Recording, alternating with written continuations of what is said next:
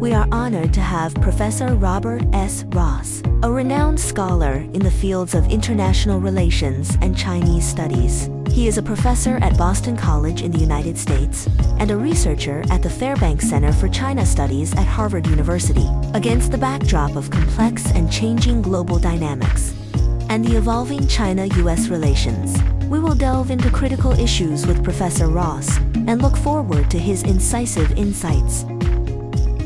In recent years, competition between the United States and China in areas such as technology and trade has become increasingly intense. What do you think are the long-term impacts of this competition on both countries and the global landscape? How can we prevent competition from escalating into conflict? The U.S.-China power transition has affected everything. It's affected U.S.-China relations, the American economy, the Chinese economy, and of course, the global international order. The competition is increasing, in part because America resists the rise of China and the undermining of its leadership role in the world. So this economic competition, technology competition, is largely driven by the United States as it seeks to maintain its leadership position in the world and also to protect its economy, its domestic industries from the growth of Chinese exports to the United States, which are, of course, very capable exports and good prices, undermining American industry. The course of this competition is unknown. We don't understand Donald Trump, we don't understand his objectives, but I think we can assume that this will not go back to where it was. This is a long-term process, a U.S.-China competition. We're the two great powers in the world. We're going to want to protect our security, protect our economy, protect our technologies. And so the real question is, can we contain this competition to prevent it from spilling over to a global competition or even to hostilities in East Asia? Now, I think we can, but the challenge is great. We're not going to see a polarized world. Europe, East Asia, the global South will not take sides. There will not be competing blocs like during the Cold War. Rather, there will be cooperation and trade between all countries. The question is whether that trade diminishes considerably to undermine global growth and whether competition and protectionism spreads to other countries to make the international liberal trade order increasingly untenable. That we don't know yet, but it will depend on U.S.-China relations, U.S.-China negotiations, and significantly on U.S. objectives for U.S. policy toward China and American long-term national and strategic objectives. There is a certain degree of continuity and change in the United States policy towards China among different administrations. From the perspective of domestic factors in the United States and changes in the international strategic pattern, what logic and driving forces do you think are behind this policy evolution? Well, the changes in American policy toward China and toward the international order can be traced back to the Biden administration. Even before that, to the Obama administration. During the Obama administration, we recognized the rise of China, and there was considerable resistance. This was the Obama pivot to East Asia, the security transition, and American beginning to withdraw from the global trade order. These all were in recognition of America's declining capabilities in the world and the need to begin to push back and to resist the trends that were weakening the American economy.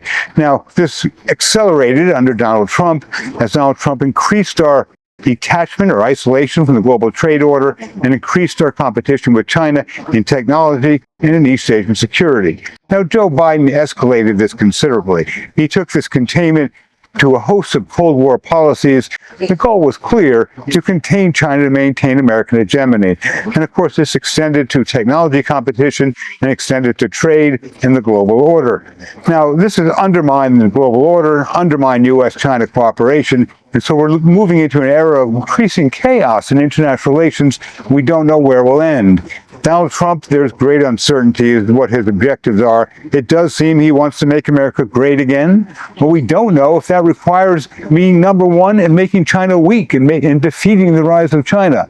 So we may want to negotiate with China. He may want greater stability to protect the American economy, but does he want an agreement that also enables America to be great again, to be number one? If so, the U.S.-China competition will increase, negotiated deals become more difficult, and the impact on the global order will be more consequential. In your article, It's Not a Cold War, Competition and Cooperation in U.S.-China Relations published in the China International Strategy Review. You mentioned that the conflict between the United States and China has intensified, cooperation has decreased, and the costs have been high. From the perspective of the power transition theory, what measures taken by the United States in military deployment, trade policies, and other aspects have exacerbated this tense situation? What quantifiable impacts have these measures had on the balance of power in East Asia? So in my recent writings, going back to the transition from Trump to Biden, I was quite optimistic that Joe Biden would be a renewal of U.S.-China cooperation. In many ways, we would compete, but we would cooperate. But I was wrong. Joe Biden took this competition to new levels so that cooperation all but disappeared. There was no cooperation on international development, no cooperation on trade, no cooperation on technology, and no cooperation on climate change or global health. So this was, of course, unhelpful to the global order, and indeed, I would believe, unhelpful to the United States. So this was the globalist transition, that the decline of America, the rise of China, but it was unclear what American goals would be. Would America gradually accept the rise of China into a bipolar order? Would we compete with China to reassert American hegemony at the cost of competition and at the cost of cooperation? Joe Biden was clear competition would be costly, but he would increase it at the expense of cooperation. So now there is almost no cooperation left in U.S.-China relations. And this is, of course, felt in our two societies. It's felt globally in trade, foreign aid, pandemic research, global health. It's unfortunate, but that appears to be the long-term direction of U.S.-China relations. People-to-people exchanges between the United States and China are of significance for the development of bilateral relations, but they have encountered some obstacles in recent years.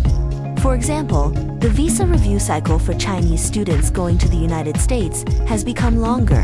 How do you think we can promote understanding and friendly exchanges between the people of the two countries? So President Trump's controls over American universities and their cooperation with foreign universities is very sad and very detrimental to America, to U.S.-China relations, and to global cooperation. There's no reason for this, as we all know that 99% of our academic exchanges are perfectly benign and indeed are helpful. So in many respects, this is an anti-China policy, and this reflects not just Donald Trump's issue to make America great again, but I would think is an objective to make China weak, to close off American universities to the rise of China. Now, he's already retreated, so we don't know what this means. Is he doing this to negotiate, to increase his leverage, and then to come back toward the middle and have a deal that allows renewed U.S.-China educational cooperation?